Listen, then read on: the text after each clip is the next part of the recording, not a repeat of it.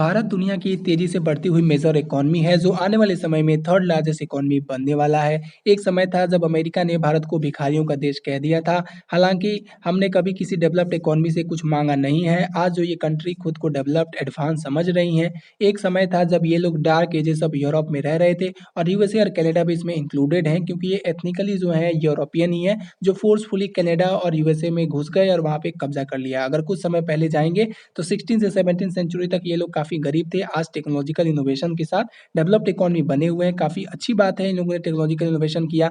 ये समय है, समय-समय की बात है। समय के साथ बहुत कुछ बदलता है, फिर समय बदल रहा है और भारत जो है तेज़ी से बढ़ती हुई मेजर इकोनॉमी बन चुका है और समय फिर घूम रहा है और आज भारत के पास जी-20 की प्रेसिडेंसी आ चुकी है। जी-20 की प्रेसिडेंसी में भारत किसी भी तरीके के कोई भी आयोजन में किसी भी तरीके का प्रदर्शन या फिर झड़प नहीं चाहता। इसके लिए जो अधिकारी हैं 9 से 10 सितंबर तक होने वाली जी-20 की शिखर बैठक से पहले काफ़ी कुछ तैयारियां कर रहे हैं जिससे कि किसी भी तरीके की झड़प को, किसी भी तरीके के प्रदर्शन को और कोई भी जो है डेंजर ना हो। जी-20 की प्रेसिडेंसी में किसी के साथ कोई घटना ना हो, इसके लिए पूरी तरीके से ख्याल रखा जा रहा है। अधिकारी 9 से 10 सितंबर को होने वाली जी-20 शिखर बैठक से पहले नई दिल्ली और उसके आसपास बेहद कड़ी सुरक्षा व्यवस्था कर रहे हैं। विभिन्न देशों के राष्ट्रीय अध्यक्ष जो हैं 9 से 10 सितंबर को भारत मंडपम कन्वेंशन सेंटर के मुख्य कार्यक्रम में भाग लेंगे।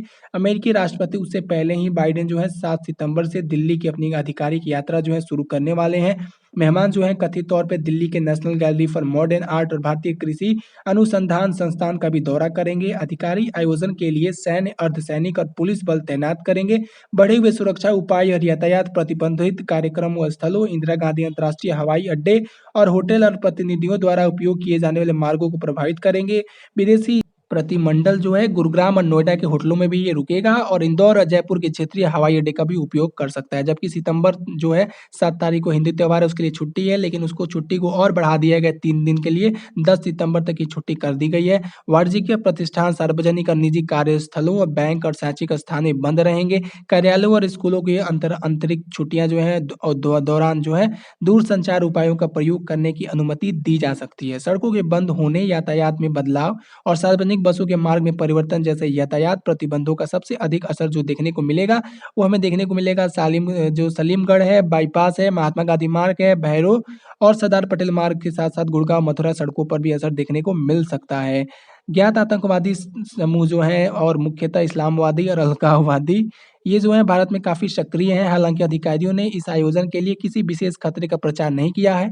अधिकारियों ने संवेदनशील स्थानों पर अभ्यास, गश्त सहित गहन आतंकवाद विरोधी उपायों की घोषणा की और 10 सितंबर तक पूरे क्षेत्र में प्रमुख सड़क मार्गों, सरकारी भवनों और सुरक्षा प्रतिष्ठानों और भीड़-भाड़ वाले सार्वजनिक स्थानों जैसे प्रमुख स्थलों पर वाहनों और पैदल यात्रियों की जांच जैसे उन्नत सुरक्षा उपाय भी लागू कर रहे हैं। 20 से अधिक में गहन सुरक्षा उपाय और बढ़ी हुई मांग की निश्चित है। दिल्ली में अशोक, इंपेरियल, आईटीसी मौर्य, ललित, लीला पैलेस जो है इन सब का उपयोग किया जाएगा। साथ ही गुरुग्राम के ओबरॉय होटल और नोएडा के आईटीडीसी ग्रैंड भारत होटल में ये सारे लोग जो हैं वहाँ रुकेंगे। ये जो होटल्स हैं उनकी मेज़बानी करेगा। हालाँकि संभव नहीं है शिखर सम्मेलन से पहले या उसके दौरान घरेलू विदेश नीति, जलवायु परिवर्तन जैसे अंतर्राष्ट्रीय मुद्दों पर विरोध प्रदर्शन संभव और सुरक्षा बल संभवतः किसी भी प्रदर्शन को रोक देंगे, तुरंत तितर-बितर कर देंगे और छोटी-मोटी झड़प से इनकार नहीं किया जा सकता है।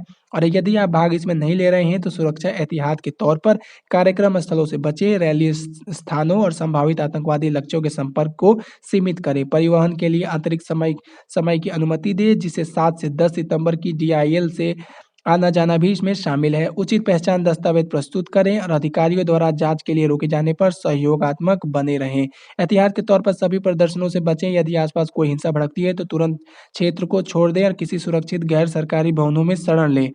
सभी व्यावसायिक नियुक्तियों और परिवहन आरक्षण की पुष्टि करें। सभी परिवहन और सुरक्षा सलाहों पर ध्यान दें।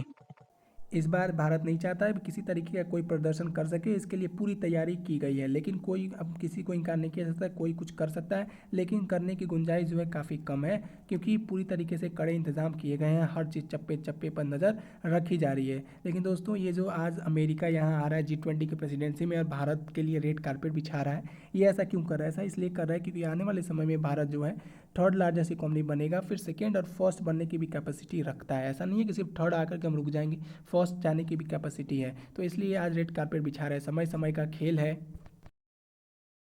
हालाँकि मैं इन लोग को इतना बुरा नहीं मानता क्योंकि वो लोग हैं जो टेक्नोलॉजिकल एडवांसमेंट लाया, तो वहाँ पे अपने देश में लोगों को जाने के लिए जगह दिया, अपने ये क्रिश्चियंस हैं, फिर भी सारे लोगों को वहाँ पे रहने का अधिकार दिया और religious freedom, freedom of expression in सब डेमोक्रेसी की वैल्यूज़ लोगों को सिखाई, तो ये भी काम इन्होंने काफ़ी अच्छा किया है, तो मैं इन लोग को इतना बुरा भी नहीं समझता।